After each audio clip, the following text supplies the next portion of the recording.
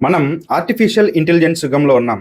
అంతరిక్షంలో ఇళ్లను నిర్మించే స్థాయికి ఎదిగాం. కానీ టెక్నాలజీ ఎంత ఎదిగినా, సైన్స్ ఎంత ముందుకు దూసుకువచ్చినా, ప్రకృతి విసిరే ఒక్క పంజా ముందు మానవ ప్రయత్నం ఎంత చిన్నదో అని నిరూపించే ఒక మృత్యువలయం భూమి మీద ఉంది. అదే పసిఫిక్ మహాసముద్రంలో ఉన్నటువంటి రింగ్ ఆఫ్ ఫైర్. ప్రపంచవ్యాప్తంగా సంభవించే భూకంపాలు, సునామీలు 90% ఈ ఒక్క జోన్లోనే జరుగుతాయి.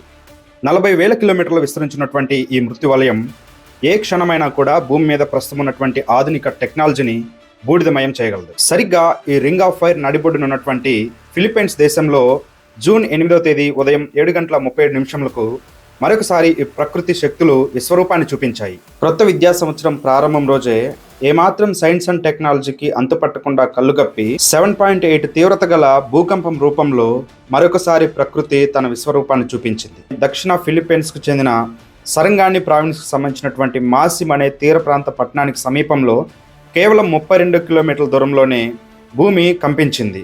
ఇది రిక్టార్ స్కేల్పై 7.8 తీవ్రతగా నమోదైంది. భూగర్భ శాస్త్రవేత్తల ప్రకారం ఇక్కడ సముద్ర గర్భంలో ఉన్నటువంటి కొటాబాటో ట్రెంచ్ అనే సబ్డక్షన్ జోన్ వల్ల ఇంతటి వినాశకరమైనటువంటి భూకంపం సంభవించింది.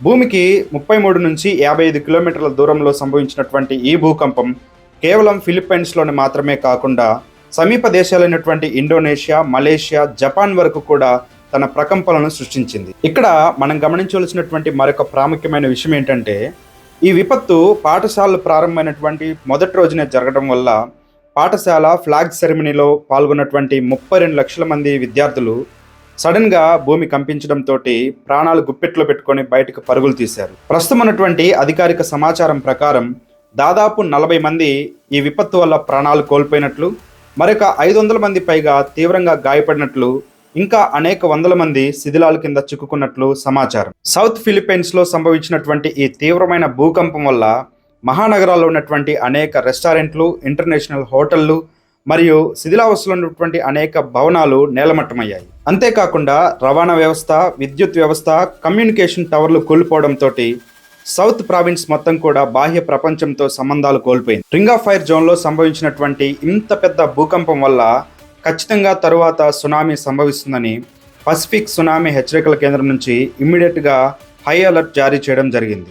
ఆయా సముద్ర తీర ప్రాంతాల్లో ఉన్నటువంటి సముద్రపు అలలు దాదాపు 1.5 మీటర్ ఎత్తుకు ఎగసిపట్టడంతో అక్కడ ఉన్నటువంటి ప్రజలు సునామీ భయంతో తీవ్ర భయాందోళనకు లోనయ్యారు. ఈ సునామీ హెచ్చరికలు కేవలం ఫిలిప్పైన్స్ దేశానికి మాత్రం కాకుండా సమీప దేశాలైనటువంటి ఇండోనేషియా, మలేషియా, జపాన్ వరకు కూడా జారీ చేసి దాదాపు 5 గంటల తర్వాత వాటిని ఉపసంహరించుకోవడం జరిగింది. 1990 తర్వాత ఫిలిప్పైన్స్ దేశం ఇంతటి విధ్వంసకరమైనటువంటి భూకంపాన్ని ఇప్పటి వరకు చూడలేదు.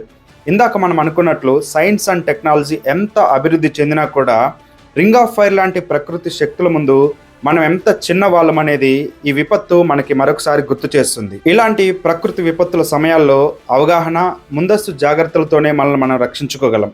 అయితే ప్రస్తుతం ఉన్నటువంటి పరిస్థితుల నుంచి ఫిలిప్పైన్ దేశం త్వరలో కోలుకోవాలని మనం అందరం ఆశిద్దాం. ఈ పరిస్థితులపైన మీ అభిప్రాయాన్ని ఖచ్చితంగా కామెంట్ సెక్షన్లో తెలపండి. ఈ వీడియో మీకు ఇన్ఫర్మేటివ్గా అనిపిస్తే మీ ఫ్రెండ్స్ అండ్ ఫ్యామిలీ మెంబర్తో షేర్ చేసుకోండి. వీడియోని ఖచ్చితంగా లైక్ చేయండి. Thank you for watching.